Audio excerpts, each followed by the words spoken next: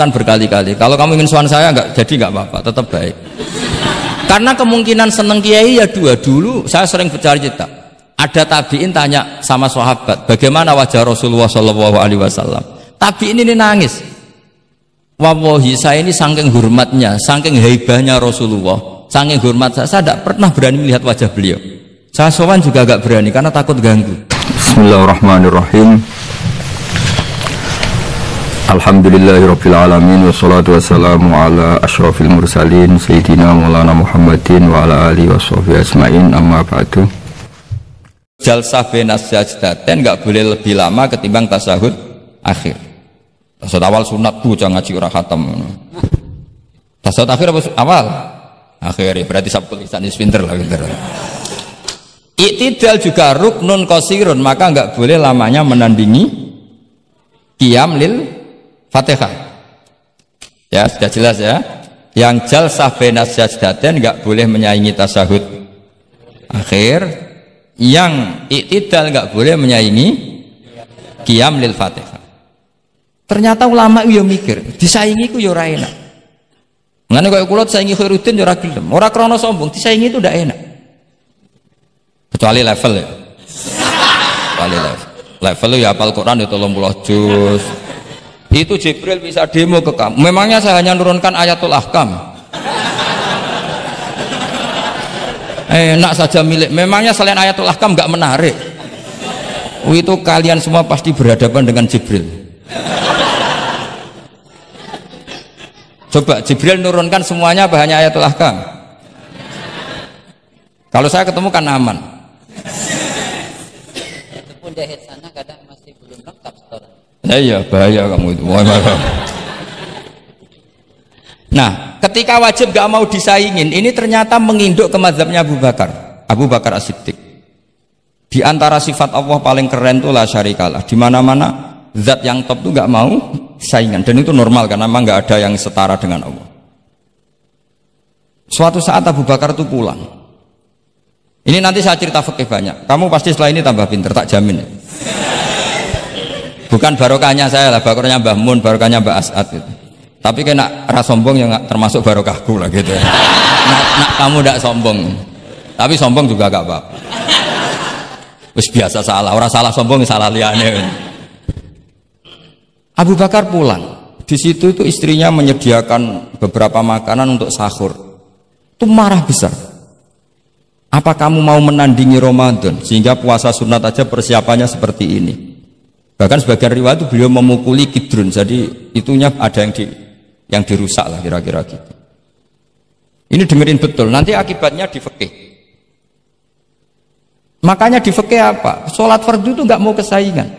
Sholat fardu wajib qiyam liqadirin. Nggak boleh sholat sunat bersyarat begitu. Harus sah qu'ud meskipun ma'al qudrah. Karena fardu itu nggak mau kesaingan. Jadi fardu ya rada egois kira-kira gitu. Nah, mesti sama lagi krungu iki gitu. Maksudnya sering roh hukumnya tapi baru tahu logika ini. Loh aku ora suudzon soal yakin. Soal yakin. Karena fardu itu enggak mau. Poso fardu wajib tabyitun niat. Nginep non niat mulai malam. Poso sunat tidak. Ketemu jam 9 kamu belum makan, belum ada dukhulu syai'in fi jawfika. Terus niat puasa sah enggak? Sah. Ada bedanya enggak fardu sama sunat? Ada. Sholat fardu wajib itmam, puasa wajib itmam. Puasa sunat amiru nafsi. Wah, puasa sunat kok bojo lagi apian bisa kamu batalkan. Tapi nak puasa fardu, oh sanksinya berat. Itku rokobatin sampai ya siamu sehari ini apa? Mutatabi'an. Terakhir itamu sitina. Tapi kalau puasa sunat amiru nafsi, kamu terus monggo, ndak terus intinya fardu itu nggak mau disaingin. Badan fardu egois ya kata saya. Nah, Abu Bakar sampai begitu. Ono wong poso sunat kok sampai nyiapno buka, nyiapno sahur, ku marah. Bahkan marahnya nggak sekedar di hukumnya, di perlakuannya. Kamu itu memperlakukan puasa sunat aja kok kayak memperlakukan fardu. Hanya di menunya, di persiapannya. Dan ternyata Imam Syafi'i benar, ternyata di hukumnya juga harus beda. Misalnya tadi qiyamul qadir fil fardhi wajib qiyam, tapi kalau sholat sunat boleh qu'ud walau ma'al qudrah alal qiyam. Jadi ini ulama. Ini perpaduan usul fikih dan fikih. Jadi fardu itu ya agak angkuh lah kira-kira gitu. Angkuh itu kalau baik namanya izzatun nafs. Memang harus beda. Lah di sini. Nah, di bab zakat juga sama. Ukuran wajib itu apa? Akhdhal imamu qahron atau la yuqta'u yadu sariki. Ben kita tambah pinter. Tetap goblok ya ora apa-apa zaman akhir, tapi kita tak pinterno sithik lah. Ketika seseorang diputuskan wajib zakat, kok tidak mau zakat? Efek hukumnya apa? Akhdhal imamu qahron. Imam boleh ngambil paksa. Atau kalau mustahik itu nyuri dengan kadar yang memang jatahnya la tuqta'u yadu. Mergo ana syubhatul milki. Jadi, paham ya? Jadi sampean misalnya fakir, tanggane Pak Khalidin gak gelem zakat, nyolong jatah. Andaikan dia lomo, mustahik kamu itu dapat sekian. Itu enggak boleh dipotong tangannya karena kamu ngambil jatah. Jadi sekali diputuskan wajib itu punya akibat akhdhal imamu qahran atau la tuqta'u yadu sari. Jadi itu fikih. Jadi fikih itu konsisten. Nah, sekarang yang dikatakan fikih itu ainut ta'ah apa shawab, apa hak. Nah, itu yang ulama berdebat. Sekarang misalnya sampean tak bedheki begini. Sing darani salat sing sah iku madhep kiblat. Betul kan? Ya, betul. Masih ingat ya? Sekarang madhep kiblat itu menjadi baik karena nurut Allah apa karena madhep kiblat? Karena nurut Allah, sehingga semangat fikih semangat taat ning Allah. Falau sholla arba'a raka'atin bi arba'i jihadin itu enggak perlu i'adah. Karena ketika aku istihad sana itu kiblat, rakaat kedua rubah ke sana, rakaat ketiga rubah. Allah ngitunge, saya iku capek oleh kepen roh kiblat tenanan nganti spekulasi ping 4. Artinya apa? Karena kadang Allah itu butuh taatnya apa butuh kasile? Butuh taatnya. Nah, ini yang paling angel. Tapi di dalam banyak hal kaidah fikih itu al-ibrah bima fi nafsil amri. Kadang bima fi dzannil mukallaf wa bima fi nafsil amri. Kadang mu al-ibrah bima fi dzannil mukallaf la bima fi nafsil amri. Jadi selalu fikih itu khilaf. Fikih yang furu'iyah maksudnya, yang furu'iyah. Ini kadang-kadang rada angel gurumu ini. Nah, sekarang misalnya seperti itu, ijtihad tadi. Ijtihad itu apa coba? Ya tadi, ketika Anda sholat madhep sana, terus taghayyara ijtihaduka dan memutuskan kiblat ke sana, kamu harus nuruti ijtihad kamu apa enggak? Harus nuruti kan? Karena kalau kamu teruskan di rakaat kedua madhep sana, berarti kamu ibadah dengan cara yang kamu yakini salah. Maka harus rubah. Karena ada kaidah al-ijtihad la yunqadu ijtihad. Ya kok ijo. Yo pinter iso nerusno. Nah, ternyata itu sudut pandang kalau dengan kaidah itu sehingga law shalla arba'a raka'atin bi arba'i jihadin sahhat salatu. Tapi kalau dibalik al-ibrah fil ibadah itu bima fi dzannil mukallaf wa bima fi nafsil amr. Nah, kalau andekan sudut pandangnya pakai kaidah itu, berarti kan pasti ada 3 jihad yang salah. Pasti apa mungkin? Pasti. Nah, kenapa di bab al-ijtihad itu ditoleransi? Padahal jelas yang 3 ini tidak fi nafsil amr. Lagi-lagi tidak semua ulama cara pandang sama. Yang satu pakai kaidah ini, yang satu pakai kaidah. Makanya saya sering mencontohkan berkali-kali. Kalau kamu ingin suan saya jadi nggak apa-apa, tetap baik. Karena kemungkinan seneng kiai ya 2. Dulu saya sering bercerita. Ada tabiin tanya sama sahabat, bagaimana wajah Rasulullah SAW. Tabiin ini nangis. Wallahi saya ini saking hormatnya, saking haibahnya Rasulullah, saking hormat saya tidak pernah berani melihat wajah beliau. Saya sowan juga agak berani karena takut ganggu. Jadi cara seneng kiai itu ya kadang ra perlu sowan. Karena bawaannya itu ganggu. Loh, misalnya saya ketemu anak istri saya kan asik, terus ketemu Wahid kan ya pusing. Jadi Allahu Akbar. Provokator ini. Jadi justru saking takdimnya Rasulullah, pilihannya itu tidak sowan karena takut ganggu Rasul. Ada sahabat yang pilihannya sowan, wong jenenge seneng ya sowan. Tapi kalau dibalik, jenenge seneng ya aja ganggu, ayo milih ndi. Ini dua mazhab yang sama-sama kuat, jenenge seneng ya sowan, jenenge seneng ya aja ganggu. Ayo milih mana kamu? Ada dua pendapat. Kenapa Anda begitu yakin dengan satu pendapat? Di furu'iyah, saya ulang lagi di furu'iyah. Ya, bukannya maklumun itu. Jadi tidak gampang. Sholat pakai pakaian resmi begini itu bagus. Pakai jubah, kamis, atau pakai hem, pakai sarung itu bagus. Tapi andaikan Nabi selalu sholat demikian, itu bahaya. Saya ulang lagi bahaya bagi syariat ini. Ini saya niat ngajarin gurunya, bukan anak-anak. Suatu saat Jabir bin Abdillah, kalau kamu baca lihat di bab sholat di Bukhari atau di Kitabul Ilmi, ilmu fi sholat maksudnya. Itu Jabir bin Abdillah itu pernah datang ke masjid, pakai gamis, pakai baju resmi, imamahnya dicopok, kamisnya dicopok, semua dicopot, terus sholat hanya pakai sarung tok, izarin wahid, terus akidan torofaihi ala atikihi. Ini kayak orang kuno, sarung satu di kalian. Akidan torofaihi ala atikihi, terus sholat. Geger sahabat tabiin, kan ini era tabiin, geger tabiin. Unzur ila sahibi Rasulullah, lihat tuh sahabatnya Nabi. Sholat ke model kayak gitu. Ketika Pak Khairuddin sudah sholat dengan segala penampilan, jubahan, terus pakai imamah, dehem dari belakang, orang minggir semua, sudah top lah pokoknya, sudah top pokoknya. Ini sahabatnya Nabi.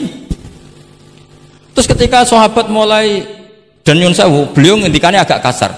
Saya melakukan ini, saya mencek nanti di Bukhari. Kalau ada Bukhari juz 1 ambilkan, nanti tak bacakan. Apa cukup nanti tanya gurunya? Tanya saja nanti ya. Kalau 5 menit menemukan berarti dia sudah paham. Kalau ngasih waktu 1 hari masih cari-cari berarti. Ukurannya gampang. Kalau saya setengah menit langsung ketemu.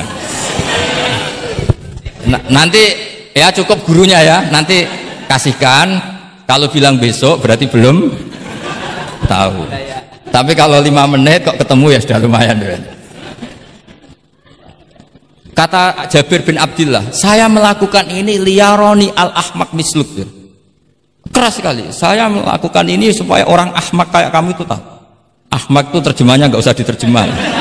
Ya pelai jahil atau teman akrabnya apa? Jahil yang agak kebablasan itu namanya apa? Ahmak. Jahil yang ya sudah seperti itu. Ternyata itu berkahnya Masya Allah sampai sekarang. Beliau terus ngendikan, ra'aitu Rasulullah sallallahu alaihi wasallam yusolli hakadha akidan tarafai izari ala atiki. Andaikan itu nggak pernah dilakukan seorang sahabat yang bersaksi Rasulullah pernah melakukan itu, maka kita akan menganggap sholat jubahan resmi seperti itu menjadi syarat sah. Pakai hem seperti ini resmi menjadi syarat sah. Barokahnya itu diketahui, oh yang paling pokok itu satrul aurah, yaitu mabena surah warubah. Jadi tidak konsisten itu kadang penting untuk menjaga varian hukum. Loh, Nabi itu nggak pernah terawih. Andaikan Nabi terawih terus, maka akan dikira terawih itu wajib. Nah barokahnya nggak pernah terawih, itu kamu bisa nggak terawih kan gitu. Maksudnya ya boleh nggak terawih. Ya kalau nanti pengurus mewajibkan, carikan takbir sulam taufik ijabu malam. Bisa masalah besar itu. Nggak ada. Ini cerita ilmu, nggak cerita perilaku. Nggak ada. Ini cerita ilmu, nggak cerita apa? Perilaku. Jelas kan? Jadi kadang seperti itu penting. Contoh lagi, dan ini sering saya utarakan. Ketika Nabi Fathu Mekah, tofa ashabu jami'an, itu musyatan. Semua ketika tawaf itu jalan kaki. Tapi Nabi itu unik. Tofa Rasulullah wahdah rokiban. Nabi tawaf itu pakai kendaraan unta. Yang lainnya musyatan, semuanya masin, jalan kaki. Tapi Nabi malah tofa rokiban. Padahal jelas kaidahnya al ajru bi qadrit tab. Tapi andaikan Nabi kok tofa masyian, maka kita tidak tahu caranya tawaf, tidak tahu hukumnya. Atau paling enggak nganggep bahwa syarat sahnya tawaf harus jalan. Tapi barokahnya Nabi tofa rokiban, Akhirnya ada hukum, ternyata syarat sahnya tawaf tidak harus jalan tapi boleh berkendara. Akhirnya kita tahu orang sepuh sedikit tawaf pakai kursi roda, pakai macam-macam. Jadi semuanya itu berkah, perbedaan itu berkah. Tapi yang baca harus orang alim. Kalau orang yang fikal bi marot ya piye Nabi karep wong ya kon mlaku ndek enak-enakan numpak. Ya ribet nek kena wong sing fikal bi marodun fazatahum wa marad. Jadi ribet ini ustadz satu ini ribet. Termasuk subuh kesiangan. Ya subuh kesiangan ini contohnya kok kayak perilakunya. Ini Kiai Hasan contohnya kayak perilakunya. Sholat itu ada waktunya. Sekali waktunya habis normalnya sudah tidak wajib, ya enggak? Kamu mau sekolah, selesainya jam 12, kamu bangun setengah 1, harus sekolah apa tidak usah? Karena momen sekali kelewat kan nggak bisa diulang kan? Normalnya sholat qadha itu tidak wajib, normalnya karena momen waktunya sudah habis. Dan qadha normalnya juga nyuwun sewu haram normalnya, tapi berhubung Pak sering kodok terus bilang gak haram kan? Karena yang kodok bukan hanya santrinya tapi apa? Gurunya. Tapi nyun sewu, Nabi itu tahu ditakdir kodok. Saya tidak bilang Nabi kodok, ditakdir kodok. Ini bedanya Nabi dengan kamu. Nabi pernah ditakdir kodok. Dan nyatanya Nabi tetap sholat. Akhirnya jadi syariat kodok itu tetap. Andai kan Nabi tidak pernah kodok, maka orang cara berpikir waktunya kan sudah habis, pasti malaikat bagian nyatet sudah gak ada. Lalu apa sholat wong sing nyatet wis tutup buku kan? Karena logika waktu itu kalau momennya kelewat ya sudah normalnya. Tapi agama ini tidak seperti itu. Berhubung Nabi pas kodok juga sholat, itu kayaknya juga jamaah ya. Wah itu yang ribet itu. Ya kan jamaah kan itu. Jamaah kan? Wah, aku nak mbok praktekno ning pondok. Separuh pondok kodok terus dimami Khairuddin sing komat wahid. Wah. Perkara kan? Nah, barokahnya ngerti kunut itu sunat, pura-pura ndak kunut. Akhirnya kayak orang baik kan? Yaitu mau melakukan sholat duha. Ini Saya sedang sholat duha. iya, akhirnya guru saya sedang sholat duha. Itu husnudon yang gioblok.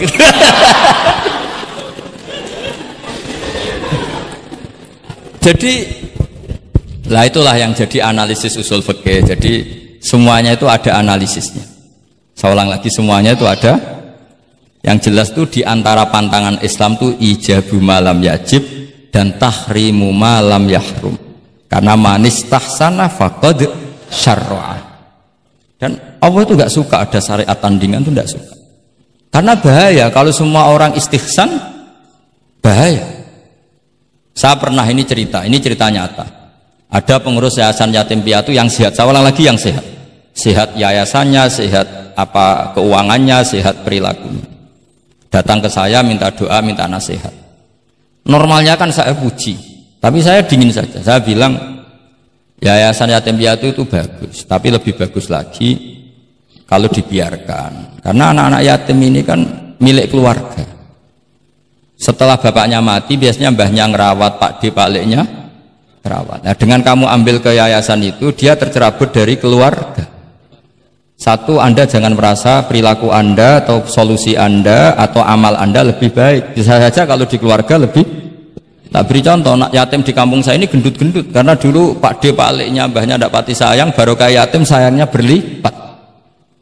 Terus kedua, barokahnya di rumah makannya bebas. Kalau di yayasan kan harus pakai jam. Mana seneng cah cilik makan di jam. Jadi biar ya, nah ini lagi-lagi khilaf. Yang setuju yayasan yatim, yang sehat loh, kalau yang nggak sehat memang kita tidak cocok. Yang sehat, bayangkan yang sehat. Itu saja ada masalah. Karena tadi anak ini kan bagus, makanya Mbah Mun pernah dawuh.